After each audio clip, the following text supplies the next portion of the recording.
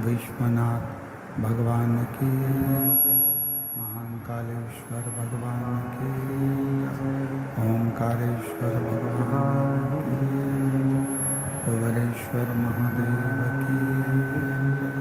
हर हर महा। यदि मौका लगा है, आप और हम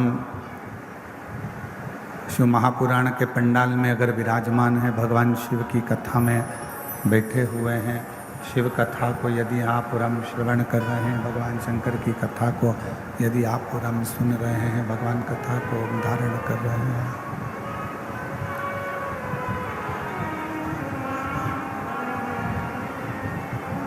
प्रेशर यहाँ प्रेशर खुलना ना, प्रेशर नहीं है, बाहर का प्रेशर खोलो पब्लिक का। यदि इस पवित्र शिव महापुराण की कथा में, भगवान के पवित्र कथा के इस पंडाल में, इस प्रांगण में अगर आप और हम बैठे हुए हैं भगवान की विरल कथा को धारण करने के लिए, श्रवण करने के लिए। तो ये विचार कर कर बैठना कि शिव हमारे पिता भी हैं, शिव हमारे सखा भी हैं और शिव हमारे तारणहार भी हैं, जो हमें इस मृत्यु लोक से बचा सकते हैं, मृत्यु लोक से पार उतार सकते हैं। शंभु शंभु शंभु शंभु शंभु शंभु शंभु।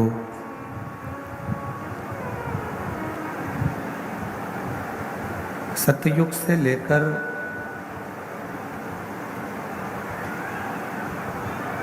त्रेता तक, त्रेता से बाहर की आवाज खोलो पब्लिक की। सतयुग से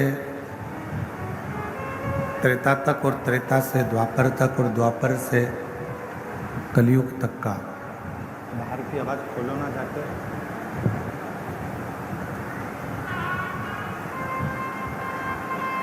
सतयुग, त्रेता युग, द्वापर और कलयुग, इन सभी युगों में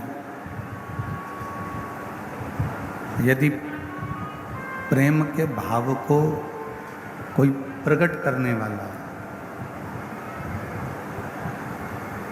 प्रेम के भाव को यदि कोई दर्शाने वाला है, तो वो मेरा देवाधिदेव महादेव। कितना प्रेम भगवान शिव जी ने माता सती से किया।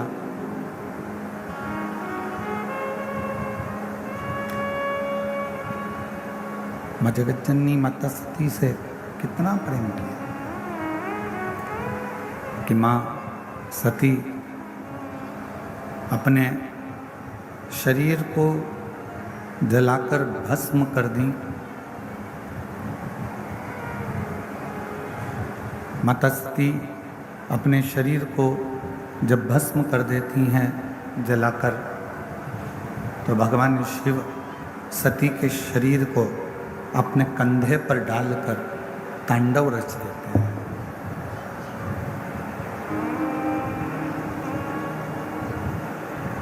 अब प्रेम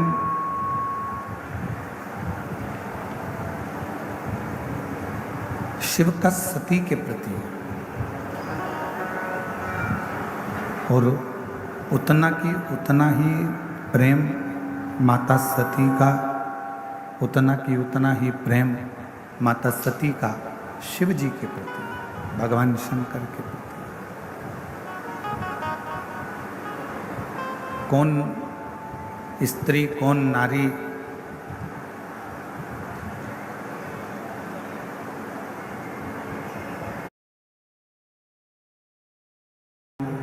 हर हर महादेव, हर हर महादेव, हर काशी।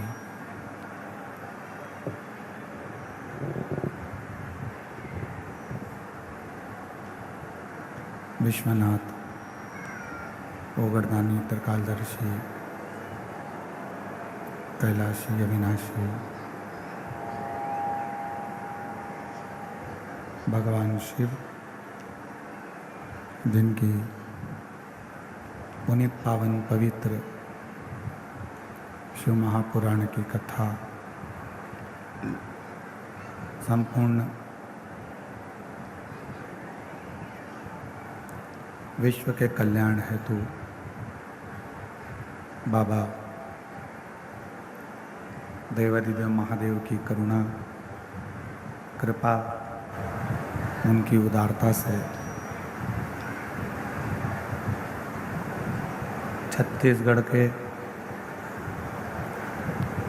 इस्पात नगरी कही जाने वाली ये पवित्र पावन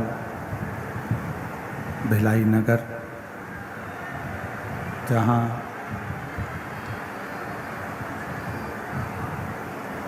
सात दिवसीय शिव महापुराण की कथा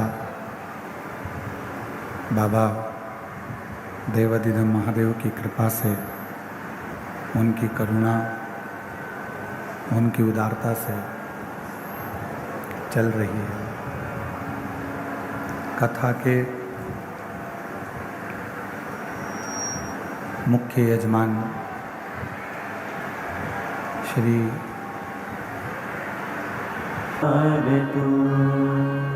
शिव कथा एक प्रेम का प्रतीक है। संपूर्ण विश्व में, संपूर्ण जगत में,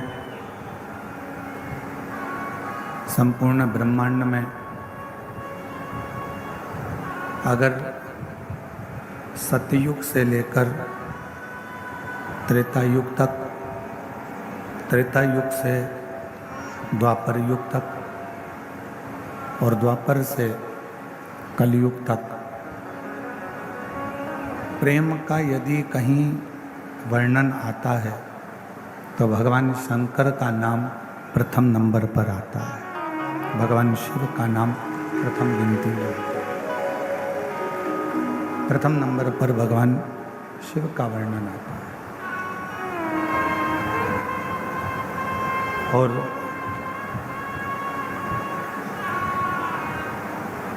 क्योंकि जितना प्रेम भगवान शिव देते हैं, उतना ही प्रेम भगवान शिव अपने भक्त से लेते भी हैं।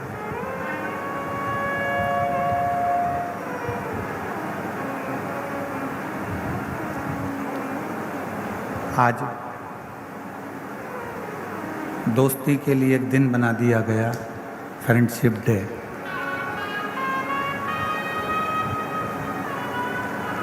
एक अच्छे मित्र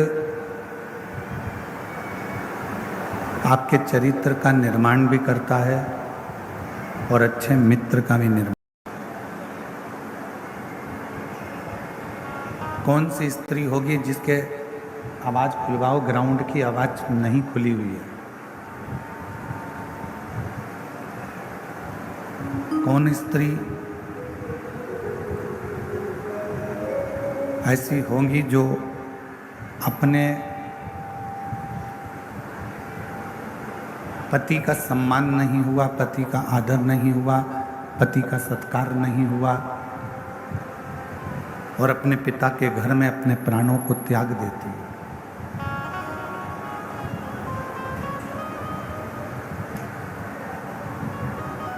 कौन स्त्री होगी? एक केवल माँ जगत जननी माता सती, एक माता सती जो अपने पति का, भगवान देवाधिदेव महादेव का अपमान सह नहीं पाई।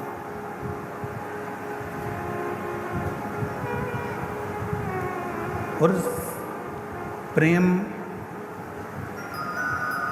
जब बढ़ता है, प्रेम की जब सीमा अंत की ओर जाती है, उस समय पर जिससे आप प्रेम करते हो, जिससे आप स्नेह करते हो, उसका अपमान आप सह नहीं सकते, उसका अपमान आप सह नहीं पाते। और शंभु शरण मांगो घड़ी रे, दुख खाटो दया करी, दर्शन आपो। शंभु शरण पड़ी मांगो घड़ी, दुख काटो दया करी, दर्शन आपो। शंभु शरण पड़ी मांगो घड़ी रे, दुख काटो दया करी, दर्शन आपो। जहाँ प्रेम पूर्ण विराम की ओर जब जाए तो जिससे स्नेह होता है, जिससे प्रेम होता है, उसका अपमान सहन नहीं होता है, उसका अपमान सहा नहीं जाता है।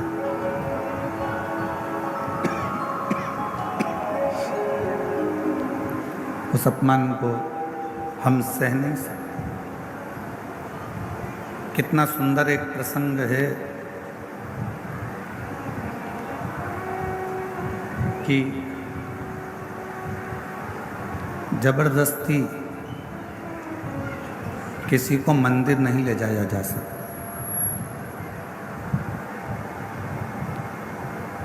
जबरदस्ती किसी को मंदिर नहीं ले जाया जा सकता। जबरदस्ती किसी को कथा के पंडाल में नहीं ले जाया जा सकता। बोलो सही है कि गलत है? आप किसी को बहुत प्रेशर दोगे कि नहीं तुमको मंदिर जाना ही पड़ेगा, मंदिर जाना ही पड़ेगा, मंदिर जाना ही पड़ेगा, ऐसा नहीं है कि वो मंदिर जाए।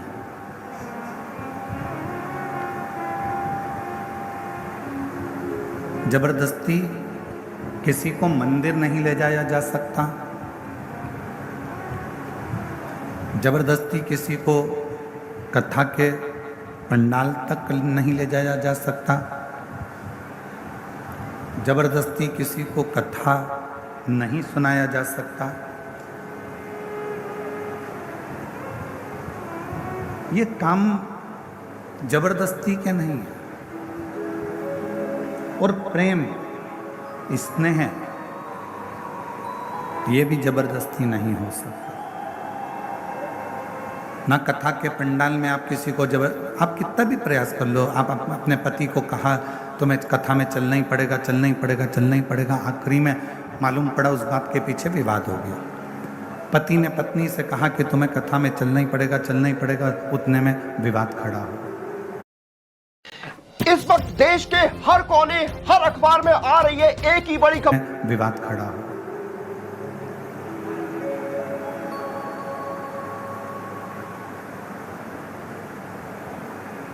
पत्नी ने पति से कहा कि तुम्हें मंदिर जाना ही पड़ेगा, मंदिर चलना ही पड़ेगा, मंदिर चलना ही। जबरदस्ती ना कथा के पंडाल में पहुंच सकते हो, जबरदस्ती ना आप मंदिर पहुंच सकते हो, जबरदस्ती ना आप कथा सुन सकते हो। ये तो अपने भीतर की मस्ती होती है।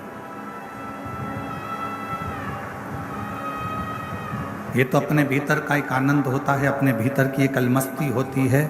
और उसी भीतर की मस्ती में, उसी ही भीतर की अलमस्ती में हम भगवान शिव का गुणगान कर बैठते हैं। उसी भीतर की परमात्मा की अलमस्ती में हम भगवान की कथा में जा बैठते हैं। उसी भीतर की अलमस्ती में हम भगवान का स्मरण कर बैठते हैं। और जब हम भगवान का भजन शिव की मस्ती में, शंकर की मस्ती में, भजन की मस्ती में, भगवान की करुणा की मस्ती में, जब हम शिव के भजन की मस्ती में डूबने लगते हैं, तब हमारा शंकर एक काम करता है कि हमको वो हस्ती बना देता है जो दुनिया में कोई एक दो ही हो पाते हैं। ये शिव की मस्ती का आनंद है।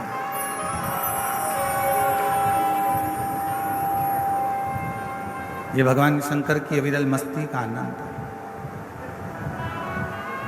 और मैंने तेरे ही भरोसे बाबा, तेरे ही भरोसे हवा बिच उड़ती जावांगी बाबा, डोर हत्तो छड़ी नामे कटी जावांगी। भोले मैं तेरी पतन, शंभू मैं तेरी पतन, हवा बिच उड़ती जावांगी बाबा, डोर हत्तो छड़ी नामे कटी जावांगी। तो हमारे भीतर जब शिव नाम की मस्ती हो, हमारे भीतर जब भगवान शंकर के नाम की मस्ती हो, हमारे भीतर जब शिव नाम का स्मरण हो, हमारे भीतर जब शंकर नाम की मस्ती अंदर से भीतर से सम्मुख में प्रकट होने लगे, तब समझ लेना कि शिव तुम्हारे हृदय में आकर बैठ गए। अब तुम साधारण नहीं, तुम्हारी हस्ती स्वयं शिव देवाधिदेव महादेव कुछ निश्चित कर रहे, कुछ भगवान शंकर निश्चित कर रहे। 3 चीजें हैं। पहले नंबर पर है शिक्षा, और वो शिक्षा जिसको हम अच्छे स्कूल में, अच्छे कॉलेज में, अच्छे गुरु के पास, अच्छे टीचर के पास पहुंचकर ग्रहण करते हैं,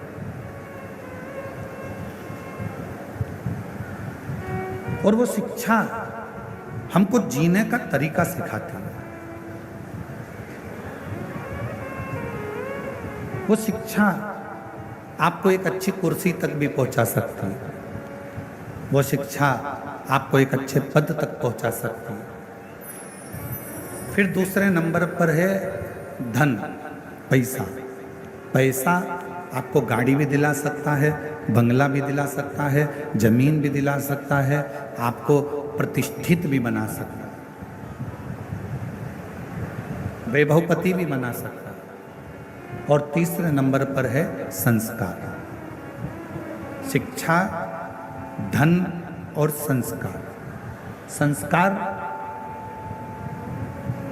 यदि आपके जीवन में है, श्रेष्ठ संस्कार यदि आपकी जिंदगी में है, तो आपने जो शिक्षा ग्रहण करी है, आपके पास में जो धन आया है, संपदा आई है, जो शिक्षा आई है, आपके भीतर का संस्कार, आपको शिक्षा और धन के साथ में यदि संस्कार का मिश्रण हो जाता है, तो आप जगत के वो स्त्री, वो पुरुष बन जाते हो जो जीते जी तो पुजाते ही हो, मरने के बाद भी पुजाते हो। संस्कार का पुट उस शिक्षा में, संस्कार का पुट उस धन में हमको और आपको एक ऊर्जा प्रदान करता है,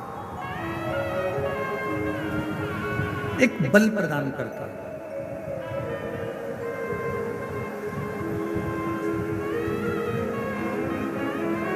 कल कथा में कहा था, और हम फिर निवेदन करेंगे आपसे, आपकी जिंदगी में एक बात हमेशा उतार कर रखना। किसी को आप 1 रुपये दान नहीं कर सकते, बिल्कुल मत करो। किसी को आप अठन्नी नहीं दे सकते, बिल्कुल मत दो। इस व्यासपीठ से हम कर रहे हैं, और एक बार नहीं, हम पहले भी कह चुके। आप किसी को अठन्नी मत दीजिए, 1 रुपया मत दीजिए। आप एक काम करो, अपने घर को, बच्चों को अच्छी शिक्षा दीजिए, और घर के बच्चों को शिक्षा अच्छी दे रहे हो तो फिर उसके साथ एक काम करो, अपने परिवार में कोई पढ़ने का, कोई विद्या अध्ययन करना चाहता है और उसके पास में पढ़ने के लिए पैसा नहीं है, तो उसकी पढ़ाई की, उसकी शिक्षा का पैसा आप दीजिए।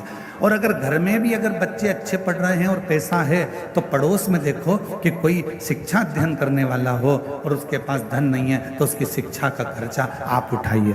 और वो भी है तो फिर अपनी कॉलोनी में, अपनी सोसाइटी में, अपने एरिया में देखिए कि कोई बच्चा पढ़ने में कमज़ोर है और उसको पढ़ना है, उसके पास धन नहीं है, तो उसके शिक्षा का पैसा आपको देना चाहिए।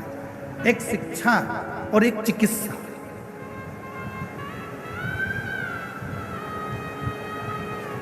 एक शिक्षा और एक चिकित्सा, ये जिंदगी में जितना बन सकता है अच्छे के माध्यम से, अच्छे कर्म के माध्यम से बांटते जाओ। और मत बुरे कर्म कर बंदे, वरना पछताएगा। भगवान की आंखों से तू बच नहीं पाएगा, तू बच नहीं पाएगा। अरे ओ अज्ञानी मत कर नादानी, अरे ओ अज्ञानी मत कर नादानी। तेरे कर्म का फल भी तू ही पाएगा। जैसा किया तूने तेरे आगे आएगा। मत बुरे कर्म कर बंदे वरना पछताएगा। भगवान की आंखों से तू बच नहीं पाएगा। तू बच नहीं पाएगा। तू बच नहीं पाएगा।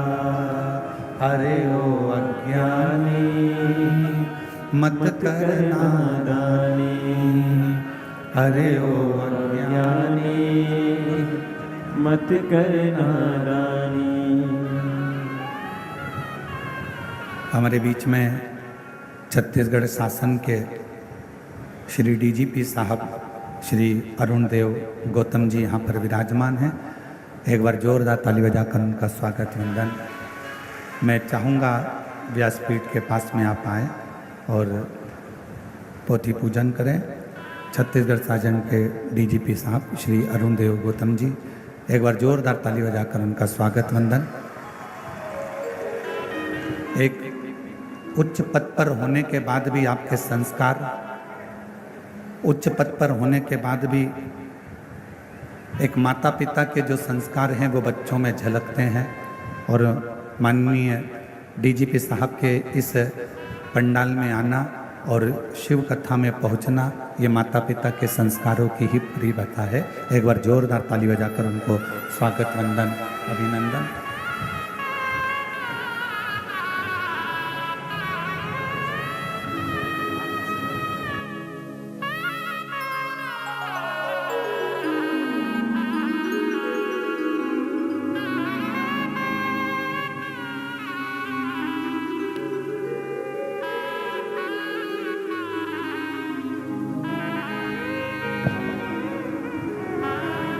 और शंभु शरण पड़ी मांगो घड़ी रे घड़ी दुख काटो। दया करी न दर्शन आपो। ओ शंभु शरण मांगू घड़ी रे दुख काटो। दया करी दर्शन आपो। शिव तत्व कह रहा है, भगवान शंकर का पवित्र चरित्र कह रहा है, शिव महापुराण की कथा कह रहे। एक है शिक्षा, दूसरे नंबर पर है धन।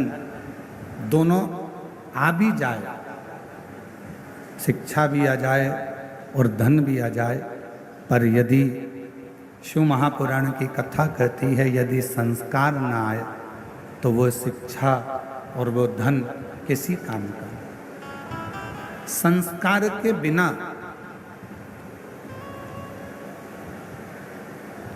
आपका धन बेकार है। एक बात पूछें, जरा उत्तर दीजिएगा। जितनी मेरी जीजियां बैठी हैं, जितने मेरे जीजा बैठे हैं, सब उत्तर देना। पूरे घर में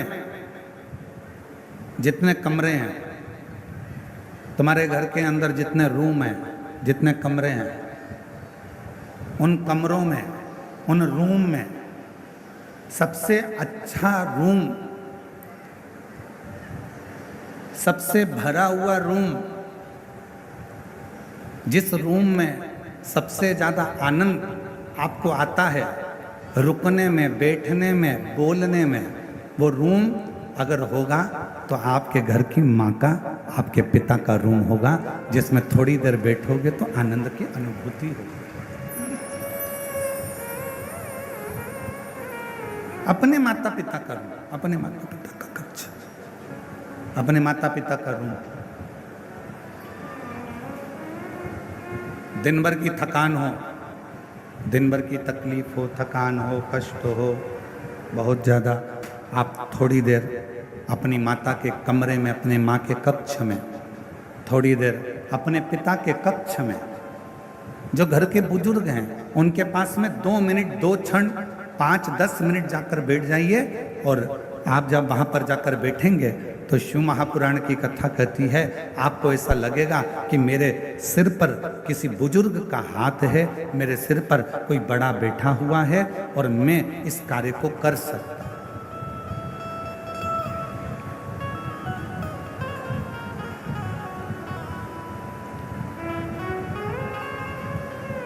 एक श्रेष्ठता का अनुभव, एक अच्छे का अनुभव आपको होगा। और जितना अपने माता पिता के कमरे में, अपने माता पिता के कक्ष में जाकर आपको जो आनंद की अनुभूति होगी, शिव महापुराण की कथा कहती है वही आनंद की अनुभूति आपको देवाधिदेव महादेव के देवालय में जाकर, शिवालय में जाकर एक लोटा जल चढ़ाकर प्राप्त होगा। वही की वही।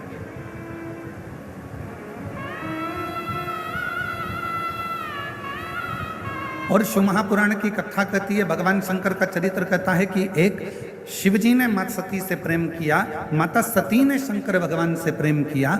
दोनों के प्रेम में एक सबसे बड़ा अंतर यह है कि माँ सती जब भगवान देवाधिदेव महादेव से स्नेह करी और सती माता का स्वयंवर दक्ष प्रजापति ने रखा और शिव जी को निमंत्रण ना देकर भगवान शंकर का एक मूर्ति पाषाण की दरवाजे पर खड़ी कर दी। और जो दरवाजे पर पाषाण की मूर्ति खड़ी करी, माँ सती ने जैसे ही उस पाषाण की मूर्ति पर, भगवान शंकर की मूर्त पर जैसे ही माला पिनाई, माला पिनाते से ही भगवान शंकर उस पाषाण की मूर्ति से प्रकट हो जाते हैं, उस पाषाण की मूर्ति से सामने आ जाते हैं।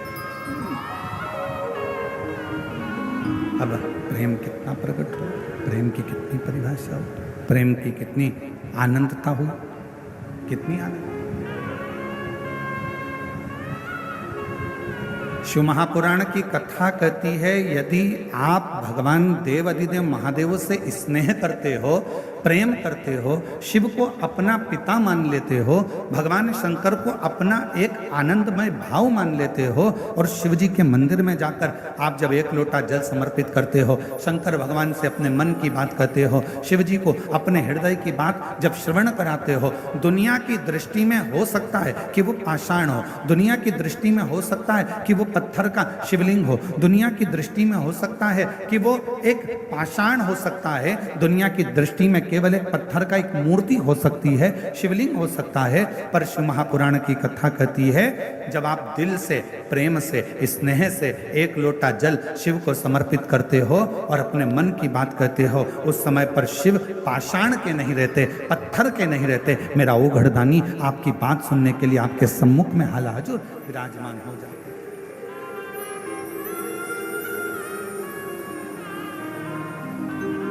और मैंने तेरे ही प्रेशर खोलो, मैंने तेरे ही भरोसे हवा बिच उड़ती जावांगी, बाबा डोर हर तो छठी नाम कटी जावांगी, भोले मैं तेरी कतन, शंभू मैं तेरी कतन, हवा बिच उड़ती जावांगी, बाबा डोर हर तो छठी नाम कटी जावांगी। शिव सती के प्रेम की कथा करी, भगवान शंकर के स्नेह की कथा करी।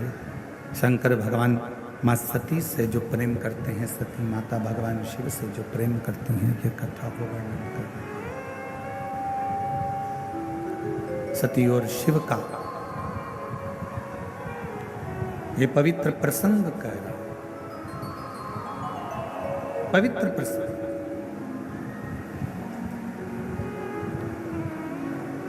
और एक बड़ी सुंदर चरित्र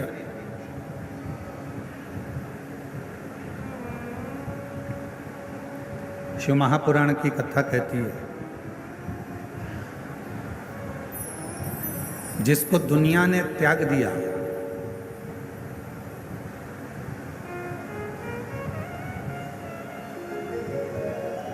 आपके घर में भोजन बनाने के लिए गांव में लकड़ी जलती है, गोबरी कंडा जलता है,